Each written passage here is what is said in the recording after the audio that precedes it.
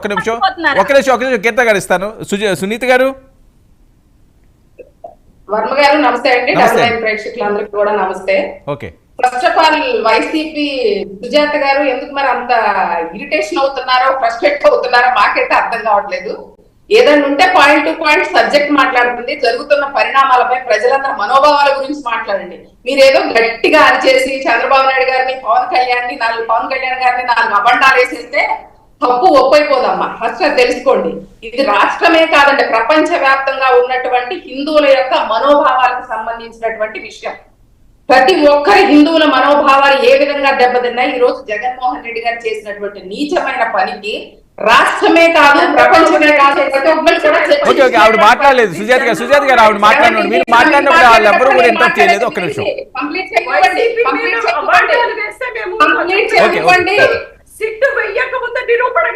Okay, Sujatha గారు ఒక్క నిమిషం మీరు వెయిట్ చేయాలి. ఆవిడ మాట్లాడినప్పుడు మీకు నేను సమయం ఇచ్చాను కదా.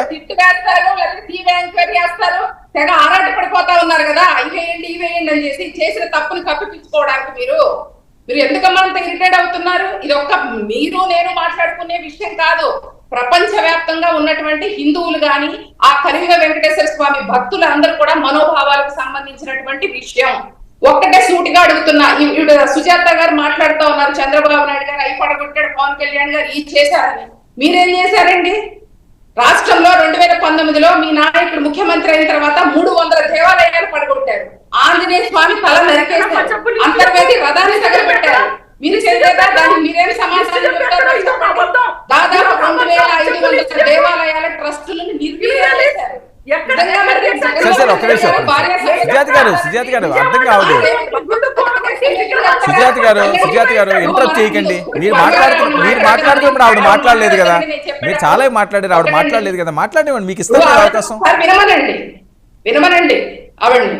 ఇప్పుడు ఒకటండి, హిందూ ధర్మంలో దేవాలయాలకు వెళ్ళినా, ఒక ముఖ్యమంత్రి హోదాలో వెళ్ళినా, చంద్రబాబు నాయుడు గారు వెళ్ళినా, గతంలో ఎవరు కిరణ్ కుమార్ రెడ్డి గారు వెళ్ళినా, ఎవరు వెళ్ళినా, ఒక బ్రహ్మోత్సవాలకి అమ్మవారి దగ్గరికి వెళ్ళినా, వెంకటేశ్వర స్వామి దగ్గరికి వెళ్ళినా, బ్రహ్మోత్సవాల సమయంలో భార్య సమేతంగా వెళ్ళటం అనేది హిందూ ధర్మంలో మన ఆచారం.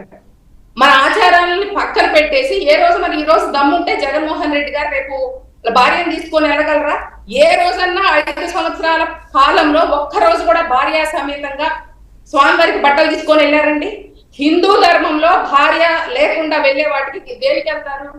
ఏదైనా కీడు కార్యక్రమాలకి వాటికి మాత్రమే వెళ్తారు. అక్కడే తెలుస్తా ఉంది. ఏమంటే మేము ఒక మతాన్ని కించపరచట్లేదు.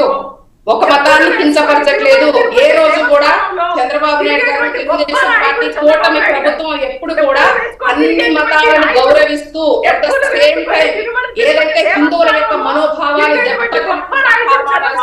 బాధ్యత ప్రభుత్వాలపై కానీ లేకపోతే ప్రస్తుతం ఉన్న పాలకులపై ఉంటుంది. ఇప్పుడు మీరేదో మాట్లాడేసేసి సమాధానం చెప్పలేక ఇంకేదో అంటారు. గతంలో కూడా చాలా మంది ఎవరైనా ఏదైనా క్రిస్టియానిటీ వాడు మతం పుచ్చుకున్నప్పుడు ఖచ్చితంగా అక్కడ తిరుమలకి వెళ్ళినప్పుడు డిక్లరేషన్ ఇచ్చినటువంటి పరిస్థితులు గతంలో చాలా ఉన్నాయి. ఒకసారి ట్రాక్ తీసి చూసుకోండి. మీరు ఆవేశపడి మాట్లాడటం కాదండి. ఇప్పుడు కనీసం గత ప్రభుత్వంలో ఈవిడిగా చంద్రబాబు నాయుడు గారు ఏదో పెద్ద వెన్నుపోటు పొడిచాడు లేకపోతే అది ఇదని మాట్లాడుతూ ఉన్నారు. రాజకీయాలు మాట్లాడాలంటే ఇంకో వేదికలో మాట్లాడుకుందాం. మీకంటే చాలా ఎక్కువ మాట్లాడగలం.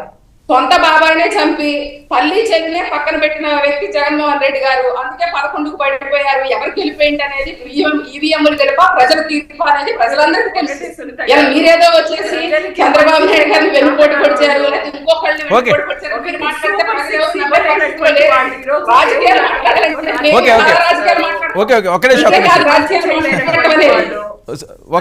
సునీత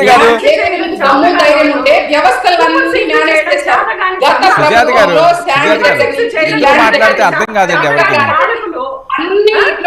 ఒక్క నిమిషం సుజాత గారు సునీత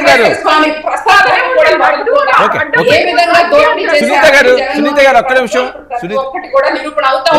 ఓకే సునీత గారు, స్వామివారి పట్ల ఎటువంటి నిబద్ధత ఉన్నదనేది గత ప్రభుత్వంలో పాలక మండలి సభ్యులు ఎవరండి?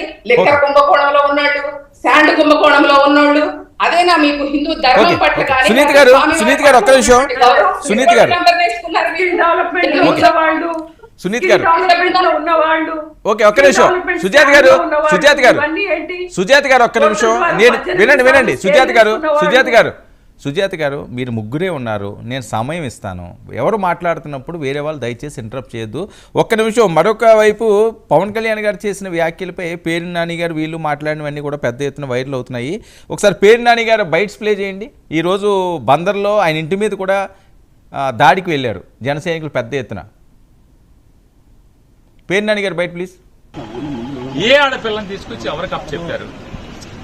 ఎన్నికల ముందు మాట్లాడారు కదా, జగన్మోహన్ రెడ్డి గారి ప్రభుత్వంలో 30,000 మంది ఆడపిల్లలు మిస్ అయిపోయారని. నేను వస్తే వాళ్ళందరినీ ఇంటికి తీసుకొస్తాను. 100 రోజులైన దాటినా కూడా మీకు ఆడపిల్లలు మేము దృష్టి కలగట్లేదా? ఆ రోజు మాటలు కనపడతలేదా?